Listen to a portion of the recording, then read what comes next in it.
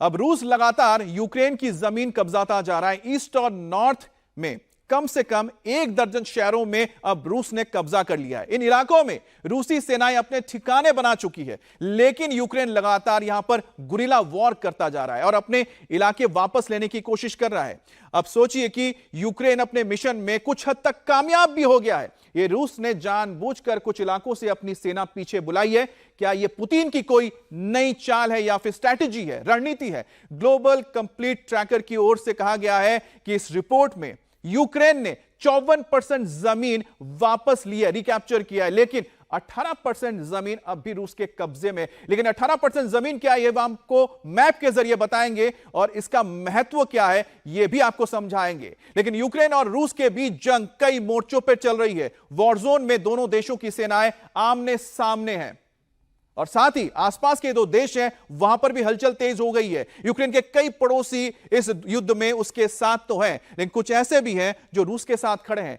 कौन से वो देश हैं जो यूक्रेन के साथ जुड़े हुए हैं और कौन से वो देश हैं जो इस वक्त रूस के साथ खड़े हैं, यह भी आपको हम समझाएंगे। यूक्रेन की बॉर्डर से 7 देशें लगती हैं, यानी कि 7 देशों की सीमा जुड़ती है। इसमें कौन कौन से हैं? रूस के साथ Moldova, Romania, Hungary, Slovakia, Poland, Belarus. इनमें रूस के साथ यूक्रेन की सबसे लंबी सीमा जो करीब 2295 किलोमीटर से भी ज्यादा है। इसमें थल सीमा करीब 1974 किलोमीटर की है और लंबी और जल सीमा यानी कि समुद्री सीमा 321 किलोमीटर की है। यूक्रेन का एक सिरा ब्लैक सी के किनारे है और दूसरा रूस की सीमा से है।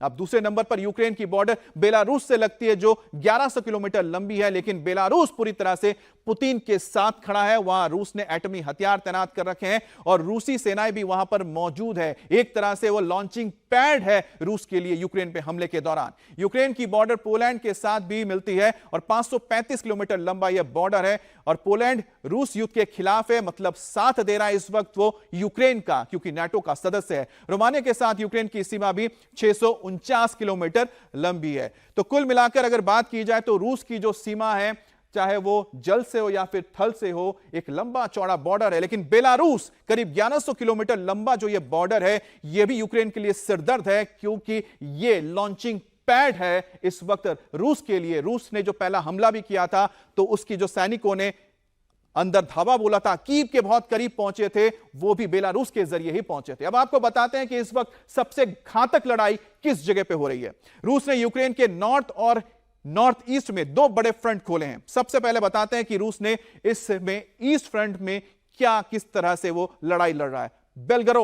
बेलगरोद के बॉर्डर से सटे हुए इन इलाकों में इस वक्त जबरदस्त लड़ाई चल रही है। रूस का इस वक्त यहां पर कब्जा है। इन इलाकों में सबसे ज्यादा फाइट चल रही है। उनमें वोवशाक, इसके अलावा स्टाशिया और लिप्सी, ये 3 वो शहर हैं जो यूक्रेन के राज्य खार्किव का हिस्सा है। यूं कहें कि खार्किव के जो 25 किलोमीटर का दायरा है उसके आसपास के शहर हैं। अब रूस इनमें नियंत्रण स्थापित करना चाहते हैं। यूक्रेन इन्हें वापस लेने के लिए भी जान लड़ा रहा है और वोवशाक से खार्किव सिर्फ 74 किलोमीटर दूर है और यहां रूस ने 8 दिन से भारी बमबारी की है। यूक्रेन के मोराल को खत्म करने के लिए, तोड़ने के लिए इस जगह पर इस वक्त कब्जा करने की लड़ाई चल रही है। मैप में जो आप देख पा रहे हैं, जहां पर आपको पीला हिस्सा दिख रहा है, यह पीला जो हिस्सा है वहां पर रूसी सेना का नियंत्रण स्थापित हो चुका है।